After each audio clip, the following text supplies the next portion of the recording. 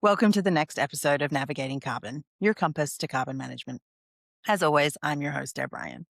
On this episode, I sat down with Emily Silaz, CEO of Specialty Waste Group, for our second discussion in 2 weeks, all about waste.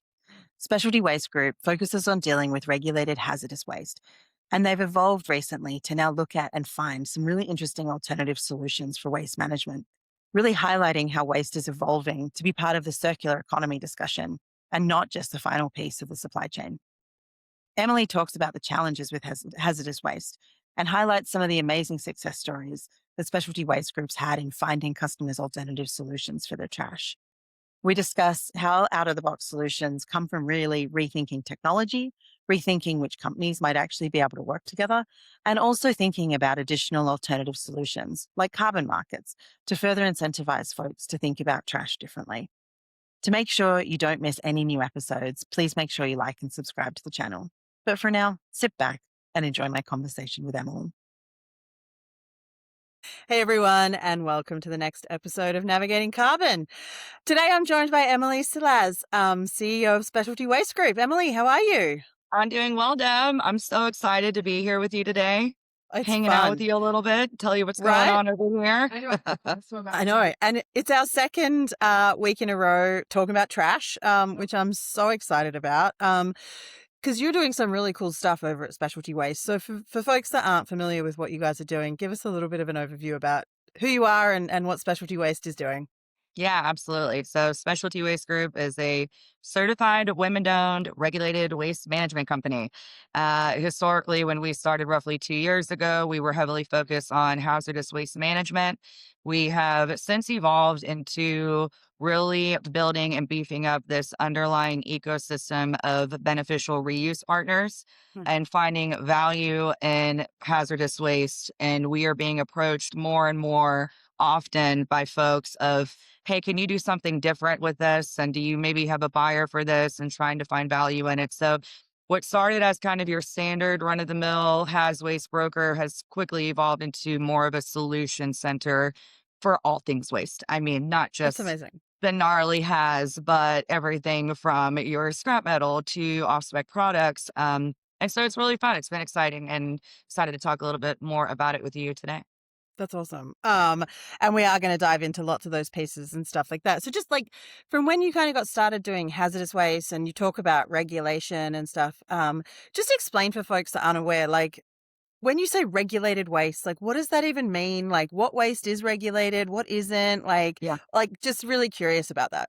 Yeah, so easy layman's terms, what I'm explaining to friends is everything you can't throw away in your regular trash can, right? So things that don't just get tossed and go to a landfill, things that have some sort of hazard. And so Mm. in the eyes of the EPA, when you're talking about the United States, that's, a designated hazard, whether it be flammable, like an oil-based paint, or think about alcohol and a hand sanitizer, Mm. or something corrosive, something with an acid base, right? So, like anything that would cause a hazard to the environment or a potential user is going to have some sort of regulatory aspect to it.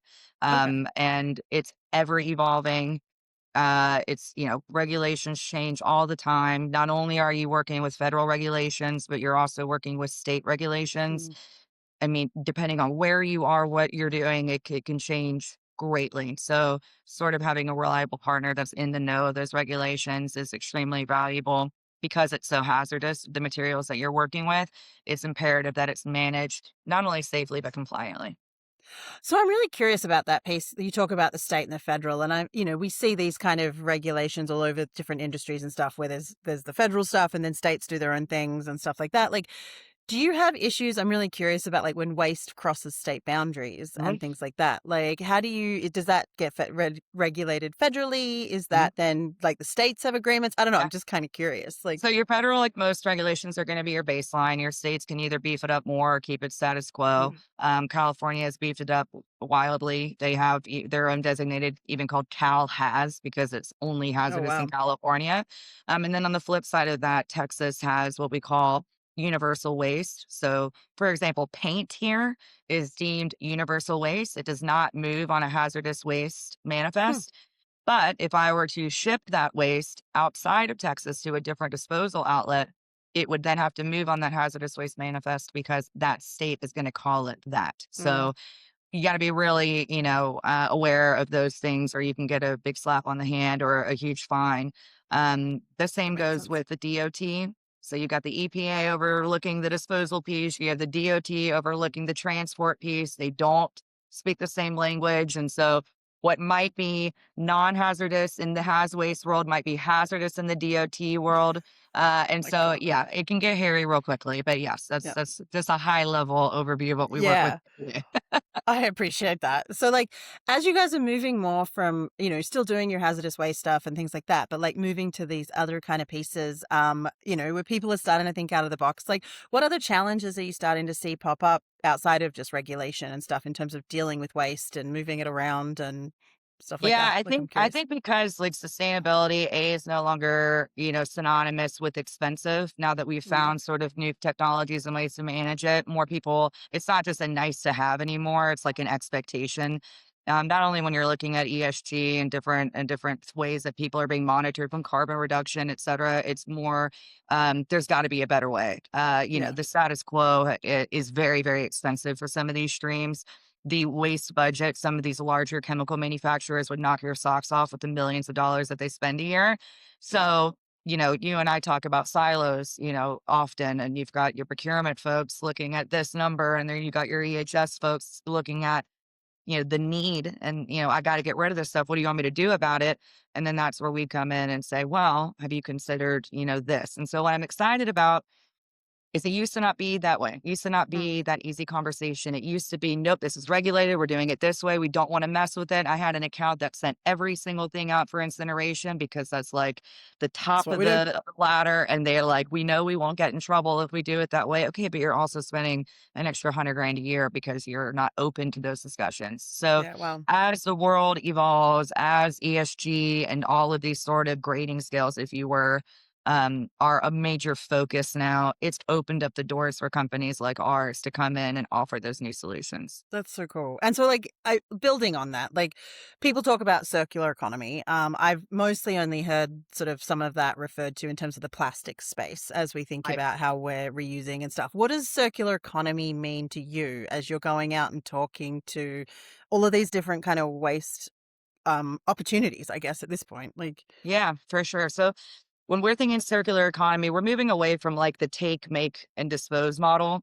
And we're moving towards a system where materials are continuously recovered, reused, and we're searching for value. That's like mm, circular economy in our space. And again, back in the day, it was, well, that's going to be wildly more expensive, although we'd like to be green and we'd like to be environmentally friendly. We just don't have the budget. And that's not really the case anymore. I mean, there's so many different mm, ways that you can treat waste and extract chemicals and yada, yada. But for businesses now, it creates cost effectiveness. It's no longer that nice to have, right? So, mm, if I'm able to take, for example, we have a chemical manufacturer here in Houston that works with us that was spending, $150,000 to get rid of a hazardous waste stream a year. We found another chemical manufacturer that could extract the chemical in their waste stream, use it in their system. mm. Now it's being moved as a product. So now that's not being burned, it's being reused. It saves them a ton of money. It saves the buyer a ton of money than buying virgin product. And that is what I would call a total success win Yeah. win circular economy story. Yeah, that's awesome. And like, so it goes to my next piece. You alluded to this at the top of like thinking outside the box. Cause I know like, and even in the name of specialty waste, right? Like Mm. you were so excited to start thinking about how do we start breaking down this just notion of like, well, this is how we've always done it. Like, Yeah, what's been like as you've been doing this over the last couple of years, from a particularly like just starting with the like technical piece, like that, that example and stuff like that. yeah, Like, what have been some of the biggest wins that you've seen in terms of how we think about like the technology kind of aspect yeah. of how we treat waste and stuff? I'm fascinated by that. I know before we met, I'm here at the office with the team and I'm like, how do we even like narrow it down to like a Mm, top three, because I know we have limited time, which is a great problem to have, right? Because a yep. year ago, we wouldn't have had those success stories, I don't think. And it really had to do with us changing the way that we thought about waste ourselves. When you work Okay. for a standard waste company, this is where it goes and this is how it's done. And you're not having, I mean, now, companies like Reworld, are great at advancing technologies, but as a whole, it's not the first thing that people go to is how Yep. can we reuse and repurpose this? So now that that's all we do is constantly, we had a call this morning with a company that's bringing a new technology to the table. I was on a call with multiple engineers yesterday representing different companies with the client on the call. They're talking, figuring out a solution for their has waste. Like those get us excited. And that's what we've been working on is adding as many of those companies and technologies as we can. So there's really never anything we can't find a better solution for. Yeah. And so some wins, for example, we have a customer up in Indiana. They were disposing of 3 to 4 40-yard roll-offs of material that were a byproduct of their process into a landfill every week. And they Wow. have for 3 years been trying to find some sort of way to reuse this. They're very heavily focused on sustainability and ESG. And they were like, if you can find a solution for this, we'll put you in our global, environmental magazine to our shareholders. And we're like, Amazing. we're going to figure it out. And we did in 3 months. And so now Amazing. we've diverted all of that out of a landfill. It's being used as a product to be used as aggregate as cement kiln. So Awesome. it's just, it's great.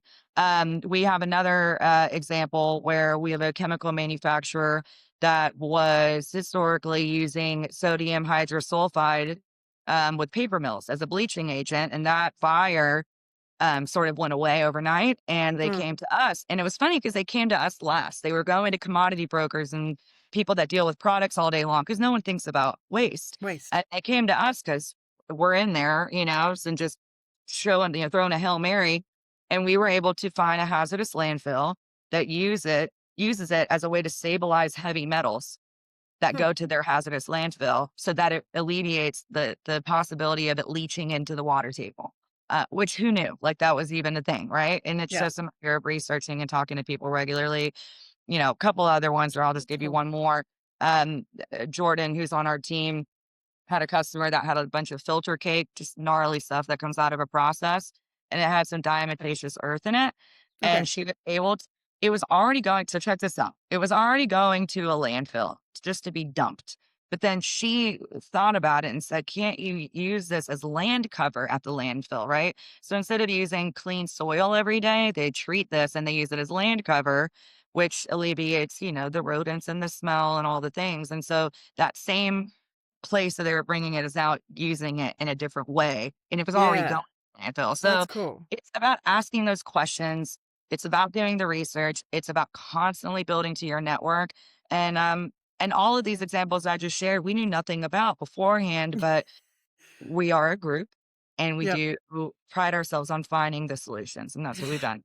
So I like building on like this conversation a little bit. It's not something you and I've talked about, but like as you're thinking about these solutions and stuff like that, how much of it when you're talking to clients and stuff like that has to rely on existing technology in terms of like this is how we process, this is how we do it versus like how willing are people to take on new technologies and new processes in order to recover and stuff like that. Like you sort of talked about having all the engineers around the table and Yeah. stuff like that. Like yeah, I'm just kind of curious like Yeah. and I don't know, maybe that varies across different kinds of clients and stuff as well, but I think it's fascinating. Like Well, I think what's getting us in the door is when they see the dollar signs. I mean, when they see the yeah. invoices of the status quo and it's, $20,000 a load 3 times a week, I mean, that gets people's Wow. attention. And that is when, you're getting to the tippy top CEOs going, what can we do here? There's got to be a better way. Mm. And that's what opens the door for them to come to us and go, oh, do you have anything else? And we're like, yes, we get to go do the research and do all the Yeah. things, right?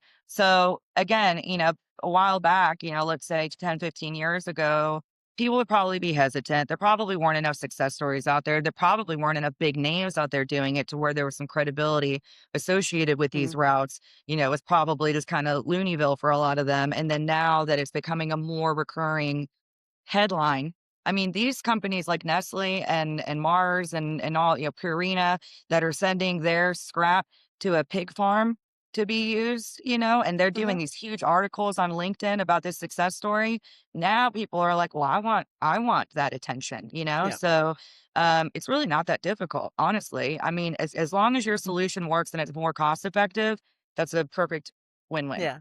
That's awesome. And I think I see this as well in terms of new adoption in other industries as well, right? Like nobody wants to be the first mover Yeah. on any of Yeah. this kind of We stuff talk about because that. Yeah.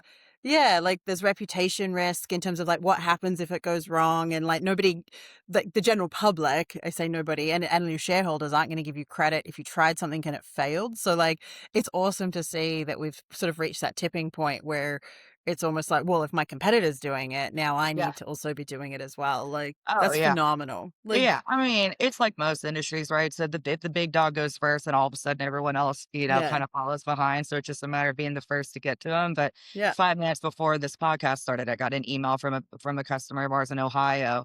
We did probably $1 million project with him last year for pure disposal. We just won because we were the cheapest. And he literally just emailed me and said, do you think that there's a better use for this? Is there like, oh, there's got to be a better purpose yeah. for this? And I'm like, I'm glad you asked because, a year ago, I probably would have been more limited than I am now, but we have such a cool network now with folks like us that we reach out to and see what they can do to, find a buyer or a repurpose or a recycle. And yeah, I mean, put us to work and we'll do our best. So it leads to the next piece of this. And I know this is something you and I've talked about a lot because I'm fascinated by it. But like it's the network piece. Cause like Yes. again, I come from upstream oil and gas. I know upstream oil and gas people, and like don't really, like we don't do very well leaving our little like niches and our areas and stuff like that. Your Rolodex must be phenomenal. Like so like just talk about that evolution as well, about, you talked about that company that came to you as almost like a last resort. Like are you Yeah. starting to see that people are putting those connections together, and like how has that conversation evolved on the like connection, the networking, the people even finding you guys to do this cool Yeah. stuff? It was Like funny because that example that you mentioned where they reached out to us last, their C-suite actually reached out to my site contact and said, "Who is this girl and who is Specialty Waste Group and why have we not been working with them more?" Which is the biggest compliment because yeah. again, they were working with people that actually do that and they couldn't find a solution. And we were just every day like, "Will this work? Will this work? Will this work?" I think you have to be curious. I think Mm, that you have to genuinely be interested in growing. I tell everyone, new hires treat this like a career, not a job. If you mm, were going to be a doctor or a lawyer, you would constantly be studying medicine and law and you would be evolving. And right, it's the same here, right? You need to constantly be learning, but being curious and being willing to have conversations with anyone and everyone that you think, because I might not have someone in mind for you right now, but now that I know that you exist, when that mm. opportunity crosses my desk, I know I got a guy. Another one, literally this morning, buddy of mine that works at a broker out of Chicago reaches out and he's like, I have a random one. I've got a national account that gets rid of bagels every day and they throw them away. And he's like, Is there a food banker? Is there any way we could go?" And so Tanner Smith, who works with, he's the one, he's got the pig farm with 50,000 pigs. He's like, "Thank you for thinking of me, Emily. This is exactly what we want to talk about. Let's set up a call." Right. Yeah. So, and how did I find Tanner with the pig farm?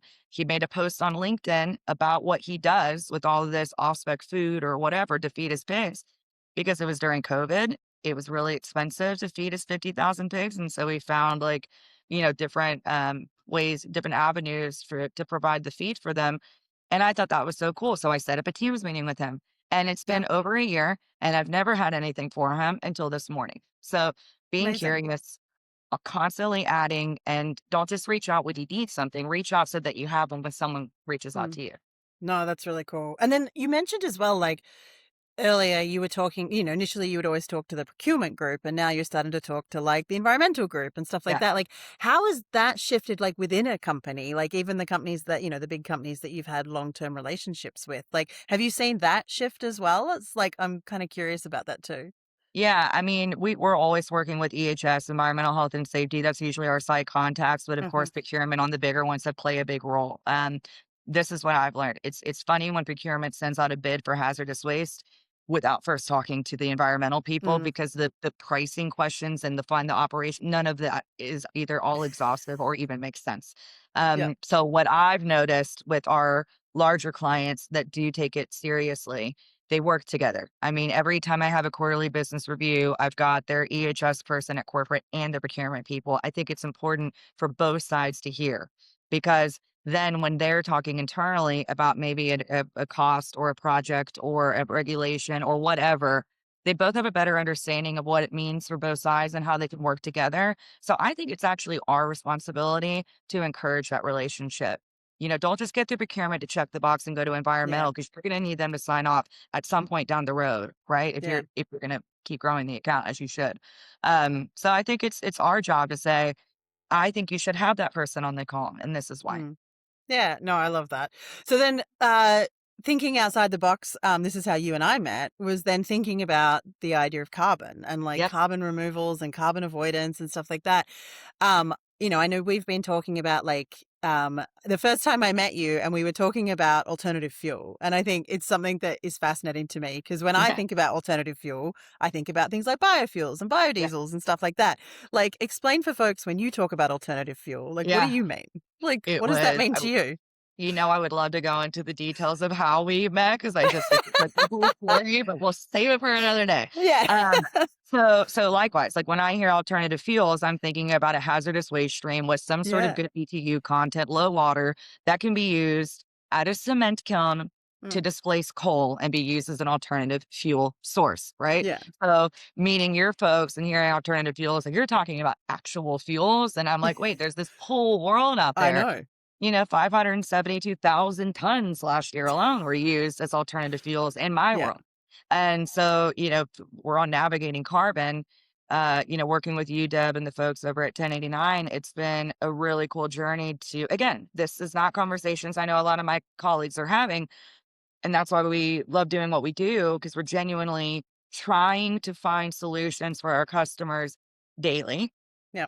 So working with folks like yourself and being able to do a potential 3 to 5 year look back and reward our customer base Mm. for doing what makes sense sustainably by Yep. diverting from that landfill or diverting from that incinerator and being used at a cement kiln as an alternative fuel, which also is more cost effective and, all the things. So, and being able to say, let's monetize that potentially. Let's see if there's Yeah. any carbon credits we can do there. So that alternative fuels, it was like the light went off for you, the light went off for Yeah. me. Now we're like, how do we blend our Yep. worlds? And I think we're gonna get there. Yeah, no, it's super exciting. And like I said, again, it's a really great example of like, how do we think out of the box? Because Yeah. like, even in the natural gas space, we price gas around like MMBTU. And yet it never occurred to me that there could be other high BTU products out there that could also be used as fuel. So it's fascinating, right? To your point of like, let's always be curious and have these Yeah. conversations and try and understand what it I mean, looks like. restaurant grease was looked at as stinky, nasty stuff Yeah. forever, and someone had the thought of, Yep. can this be used as a fuel? And now it's, Yep. so again, I believe in curiosity. I believe in learning. I believe in wanting to make the world a better place. And if you can do that and save your customers money in the meantime, like Amazing. that's the game. Yep. So kind of going a little bit more like philosophical and high level, like as we're kind of looking at this, and I know you've been in the waste space, for your whole career, like what do you wish people knew about trash, Yeah. essentially? Like, Yeah, I wish yeah. people talked about it more. Mm. Our mutual friend that you had on last week, Stacy Richardson, she's like, no one talks about trash. We go to all these conferences, we go to all these events, and we're not even represented, nor are we a panelist, nor are we a hot topic. And it's like, if people really understood the volume, the sheer volume that we're yielding, Yeah. even in the US alone, I think people would have a better be more enthusiastic in exploring better ways to manage it. So I wish that people talked about it more and thought about, you know, A all the way to Z. We're Z, right? How do we Yep. get here? And every decision that you're making at A is yielding a different Z. And Mm. so it starts at the beginning. I wish that production would talk to waste people more in these big Mm. facilities. I wish that waste is always the last phone call, it's the last, seat at the table. Whereas if they were in the room during phase one, while the engineers and the process engineers are building these, it could maybe yield a completely different output at the end. So I wish people, from an industrial standpoint knew that. And then Yeah. as a general public, I wish people knew that there's so much value in what people throw away every day. We're at SWG, we're working with the big chemical manufacturers and the refineries but even in your own home, that paint that's in your garage, it can be repurposed Yeah. and they household hazardous waste events and you should take advantage of that. And they have drop-offs quarterly and Kelly over at CompuCycle has these big, quarterly events where you can bring your electronics and we can extract those precious metals and put them back into the economy. So I wish people would just were a little bit more thoughtful about A, how they're producing it, but B, what they're doing with it once it's already been had. Yeah. It's like, and again, for all of us that just, on a personal level, like I feel like there's so much we've become so disconnected from, whether it's our food supply chain or where our electricity comes from, or like again, you put your trash in a trash can or a trash bin, depending on what part of the world you're from, and like it just gets picked up and taken away, and we don't think about it, and it's like out of sight, out of mind, and like it's we're recording this. I'm sitting in Hawaii, and like here we have to actually take our trash to the dump ourselves, and so Oh, wow. it's very eye-opening to actually be like, it makes you double think every single thing you do put into it and stuff. But I wonder if there's a piece of this that it makes, we just get so disconnected from so much in our lives. Like I said, and waste and trash is one of those, because someone else just deals with it for us Yeah. and we don't even think about it. But like um is that like, how does that, you sort of talked about a little bit, but like, what do you wish people did differently? Like if anyone took something away from this, like, you know, Yeah. I'm curious I of that. Yeah, yeah, yeah. I think that, quit being lazy. You've got ChatGPT at your fingertips, honestly. Like, Yeah. if you have something that isn't, something crazy hazardous, but something that you're like, I wonder if there's a way to reuse this or repurpose this, just Google it. And I'm sure it'll spit out a million different ways that you can manage Yeah. it. Even on your medication, think about your pets. Okay. You've got your pets and you've got this medication and then they're better and you've got this leftover medication. Don't throw that in the trash can. We don't Mm, want that in our landfills. There are mailback programs that are for households that they'll send you a baggie with a label on it and you can send it for waste to energy. yeah. So I wish that people were just taking a little bit of time. And if for nothing else, think about your children, your grandchildren, the next generation coming up. Like it really, yes, you're picking up my trash and I don't see it. But think about 20 years from now, if everyone has that mentality, it's not going to be a pretty place for the rest of Yeah. them. So um, you know, care more. Yeah. There's my 2 words, care. I love that. So as we kind of wrap, like what's on the radar for Specialty Waste Group this year, and like what are you really excited about? What's coming up? Yeah, I want to like I said, it's like we're getting opportunities every single day for this beneficial reuse. I want next year when we talk to have 1,000 success stories. Mm, I'm excited that, we're kind of breaking the mold and not saying no to anything. We yeah. don't have our I love horse that. blinders on. We view everything as a challenge. We're excited for the challenge. I'm excited for the team to grow. We just hired our 10th employee. We got our Congrats. first brick and mortar here in Houston, which is awesome. We all are in alignment of our goals. We all genuinely care about our customers. We get testimonials every day that our customer service is top notch and that, we've saved the day by saving them 100 grand, but also helping them, Yeah. repurpose their waste. And so, yeah, I'm just excited for all of it. I like that every day is different than the last. And yeah, I'm It's pumped for awesome. what's to come. Oh, that's so good. Emily, it's been an absolute pleasure. Thank you so much for joining me today. Thank you so much, Deb.